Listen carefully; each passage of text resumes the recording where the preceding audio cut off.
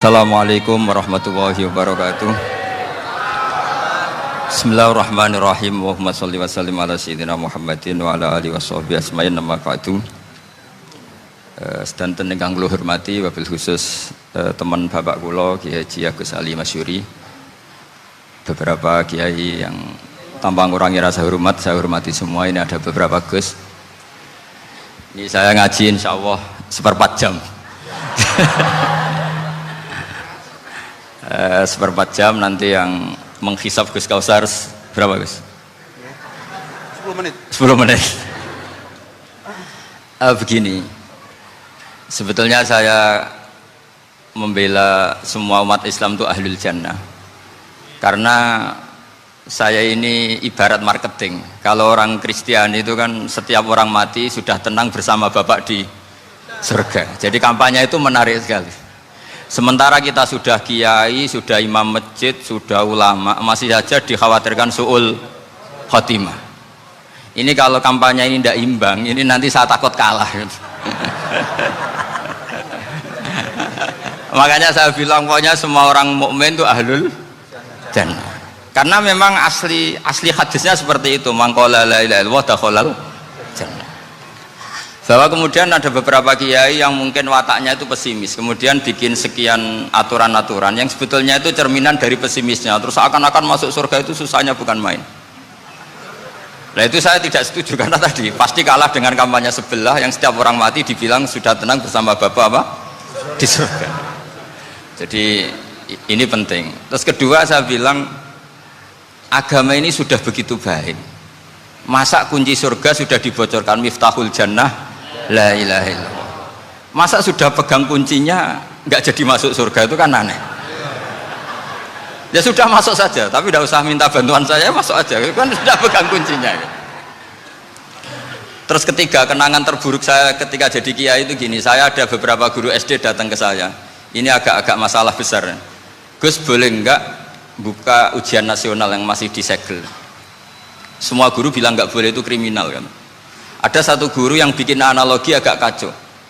Boleh saja, wong ujian di kuburan saja dibocorkan para kiai nggak apa-apa.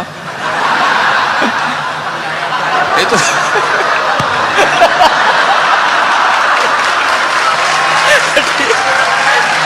tapi ini kriminal ya. Perhatian kepada kiai, nggak boleh memukul pemateri.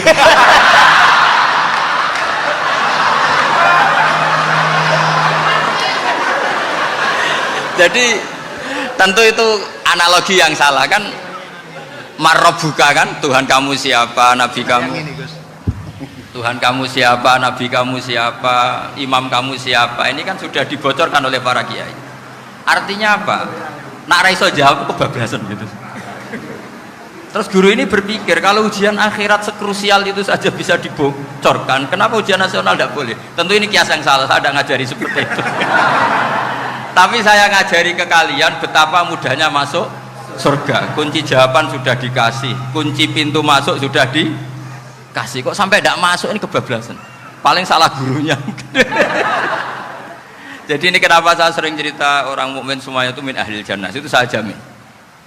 Sama tidak usah takut su'ul khotimah, tidak usah takut berlebihan seperti itu. Karena setahu saya, setidaknya saya mewakili ulama zaman ini, rata-rata guru kita ini bermadzhab Syadzili dalam berkeyakinan berpikir tentang Allah. Di antara ini yang mulai saya ngomong serius, supaya tadi kan guyonannya sudah diambil Gus Reza sama Gus Kausar. Saya tahu kenapa mereka guyon, kalau ngomong serius takut kalah sama saya.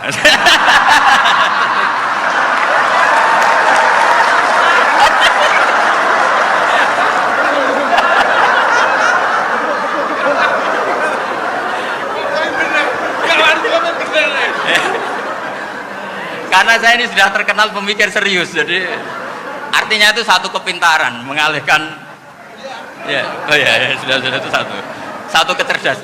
Tidak hanya ngalim tapi butuh cerdas. Betul cerdas. Jadi itu bukti beliau-beliau ini cerdas itu. Saya berpikir begini, ini madzhab Syadzili. Kita semua tentu Syadzili karena kita semua ngaji kitab hikam. Kita tahu kitab hikam itu muridnya Abul Abbas Al-Mursi. Abul Abbas Al-Mursi muridnya Syekh Abil Hasan apa? Asy-Syadzili. Saya masih ingat betul makalah itu dan saya ulang-ulang. Setiap saya ngajar di sarang saya ajarkan itu. Kilali, kata Abdul Hasan Asyadili, saya pernah dapat hatif, dapat semacam ilham. Apa makna min syarril waswasil khannas? Itu kata beliau dijawab oleh hatif itu. Hatif itu nggak perlu diterjemah tadi ada, karena tadi diajarin itu. Apa yang dihidupkan itu nggak perlu dijelaskan. kata hatif tadi, waswasun yadkhulu bainaka wa baina habibika yunsika altofahu alhasanah wa yudzakiruka af'alaka asai'ah wa yukassiru indaka dzatas shimal wa yuqallilu indaka dzatal yamin liya'dila bika an husni dzanni billah ila su'i dzanni billah. Jadi yang dikatakan waswas adalah kamu digiring untuk hanya ingat sisi-sisi kamu yang negatif, dilupakan bahwa Anda punya sisi-sisi yang positif. Misalnya seperti ini, mungkin secara fikih tadi banser-banser tegas, wah ini masalah lelaki perempuan dipisahkan gini-gini. Tapi kenapa Ghazali bilang ya sudah gini gak apa-apa. Sebetulnya ada rukhsah itu karena ini di depan umum. Yang paling pantangan Nabi itu la yakhluwanna rajulun bimra'atin. Ini ada yang menjaminnya gitu. Malah khawatir saya di sini dipisah tapi setelah berduaan nggak bisa. Jadi toleransinya karena ini di depan umum. Itu masih ada toleransinya. La yakhluwanna rajulun bimra'atin. Begitu juga ketika kita dosa, misalnya kita dosa. Orang Islam setiap dosa itu pasti ingat salahnya, kemudian istighfar. Dan ketika satu kebaikan dibandingkan keburukan, itu kata semua ulama, karena sayyi'ah itu bernilai 1, kebaikan bernilai apa? 10. Itu masih surplus berapa? 9. Jadi itu cara berpikir Abdul Hasan Asyadili. Kenapa kamu harus berpikir positif tentang Tuhan? Sekali berpikir tentang negatif itu bahaya betul. Misalnya begini, kamu berpikir tak rewangi jadi kiai, sujud, rukuk, ternyata aku tetap lebu neraka. Gunane apa? Itu menurut saya kan nggak punya akal. Sujud itu satu kelaziman menghamba kepada Allah. Normalnya seorang hamba itu ya sujud. Kemudian gara-gara kamu ingin masuk surga, terus logika kamu dibalik. Gunanya apa saya sujud? Ternyata saya masuk neraka. Itu pertanyaan yang benar-benar bodoh dan itu menjadikan Allah benci. Logikanya dibalik begini. Ini saya ngomong serius karena ini bentuk kemenangan saya, ini bentuk kemenangan saya. Saya berkali-kali ngomong di kota pelajar di Jogja karena banyak pengujinya juga. Bukan sekedar pendamping tapi penguji. Banyak yang profesor, bukan sekedar dokter, banyak yang profesor. Jadi biar ini dok. Begini, saya pernah ditanya sama seorang dosen, Gus, saya ini ngaji hadis banyak, tapi ada yang saya tidak paham, yaitu mangkola la ilaha illallah dakhalal jannah, ada kalimat wa in zana wa in saroko. Meskipun pernah zina, pernah maling. Ini kan seakan-akan mentoleransi perzinaan dan pemalingan. Terus saya bilang, oh makna hadis itu seperti ini. Jadi kebenaran absolut, kebenaran yang mutlak itu tidak akan terganggu oleh status perilaku seseorang. Saya berkali-kali memberi contoh. Orang yang ditangkap KPK akan bilang 1 tambah 1 2. KPK-nya juga bilang 2. Rivalitas dalam politik, Pak Prabowo ya bilang 2, Pak Jokowi juga bilang 2. Orang yang zaniyah, yang lonte pun akan bilang 2. Muftinya juga bilang 2. Ketua MUI-nya juga bilang 2. Artinya gini, kebenaran yang absolut adalah kebenaran yang siapapun akan meyakini seperti itu. Seperti 1 ditambah 1, 2. Kamu punya musuh bilang 2. Kalau ibu-ibu ini punya maru ya marunya bilang 2 tadi tambah mama. Enggak tahu saya terjemahnya apa tadi. Nah, kebenaran yang absolut itu kebenaran yang siapapun pasti mengakui. Dan uniknya begini, saya pernah ngaji acara himmah, acara pondok sarang di Demak. Kalau kamu bilang 1 ditambah 1 menjadi 2, untuk mengatakan 2 itu kamu butuh hadiah enggak? Mereka semua jawab enggak. Kita semua enjoy saja mengatakan tembok itu putih. Kenapa? Karena memang putih. Kita mengatakan 1 tambah 1 2 karena memang kita tanpa presentasi dapat hadiah, dapat penghormatan. Kenapa untuk mengatakan Allah itu Tuhan kita butuh surga? Memangnya kalau tidak ada surga Allah tidak jadi Tuhan? Ini problem orang soleh-soleh yang terlalu pesimis. Makanya nanti orang-orang soleh itu masuk surganya berat. Tapi kalau orang alim lebih gampang kira-kira seperti itu. Iya, karena kan imannya lebih bagus. Dalam hadis qudsi Allah ini yang dibuli orang-orang soleh. Laulam akhluk jannatan wala naron alam akun ahlan an uto'ah, dalam hadis qudsi itu. Kalau saja saya tidak menciptakan surga dan neraka, apa saya tidak jadi Tuhan yang perlu ditaati? Apa kalau kamu tidak saya kasih uang 1 juta terus bilang 1 tambah 1 11? Enggak kan? Tetap bilang berapa? 2. Kalau kebenaran absolut yang 1 tambah 1 kamu bilang 2 meskipun tanpa mendapat hadiah. Kenapa untuk bilang Allah Tuhan kamu butuh hadiah surga? Itu kan serah ikhlas belas. Makanya saya terus mengajarkan ikhlas. Ikhlas itu bisa dilatih dengan akal, dengan pikiran, bil ilmi lah. Harus dilatih.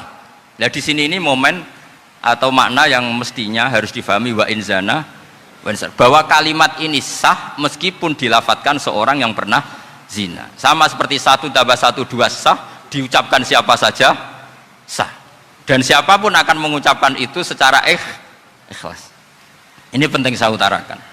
Sehingga setelah ada firqah-firqah takfiri yang mengatakan orang megang keris itu syirik, ke kuburan syirik, ini syirik.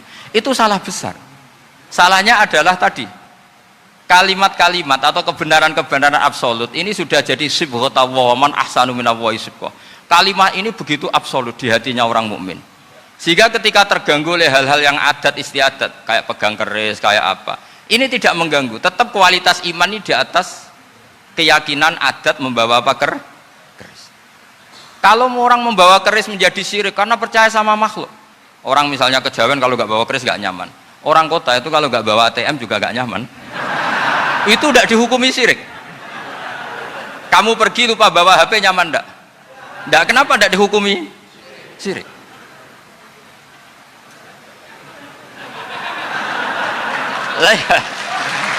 Jadi ini logika. Jadi makanya ini Gus Reza boleh ngeritik saya itu berkali-kali bilang saya termasuk ulama yang mau bikin gerakan cangkem elek. Karena nanti kalau saya nisbatkan ke Rasulullah itu tidak pantas karena Nabi ahsanan nasi khalqau wa khuluqa. Tapi saya siap jadi bempernya Rasulullah Shallallahu Alaihi Wasallam. Pernah ada diskusi di Jakarta, ini kisah nyata. Apa dalilnya setelah sholat salaman? Mana hadisnya? Itu dijawab hadisnya tentu kita kesulitan. Kalaupun ada hadisnya dhaif semua yang masalah musafahah. Akhirnya mau tidak mau dijawab pakai cangkem elek. Boleh nggak kamu setelah salam nyalain HP yang off? Boleh. Boleh nggak ke kamar mandi? Boleh. Oh berarti kencing boleh, nyalain HP boleh, yang nggak boleh itu ingat Allah. Karena mereka mengkritik wiridan, ngeritik salam. Akhirnya mikir deh. Ada nggak hadisnya orang setelah sholat nyalain HP? Nggak ada kan? Tapi mereka nyalain HP nggak hambatan. Tapi untuk salaman masalah kan? Ke kamar mandi boleh, tapi untuk wiridan enggak boleh. Akhirnya mereka sadar, oh iya, lama-lama dibisiki gini yang kelompok itu, kamu itu korban aliran supaya kamu gak ingat Allah, ingatnya HP-nya. Sehingga orang wiridan kamu kritik, orang nyalain HP enggak kamu kritik. Itu kelompok itu adalah kelompok orang-orang yang supaya orang Islam itu lupa Tuhannya. Itu gerakan cangkem elek, tapi jadikan orang sadar. Jadi ini penting. Jadi kalau kamu tidak bisa bela agama dengan jalan yang lurus karena tidak bakat gitu, nggak apa-apa pakai cangkem elek tadi, karena nggak mungkin gerakan ini dinisbatkan kepada Rasulullah Shallallahu Alaihi Wasallam.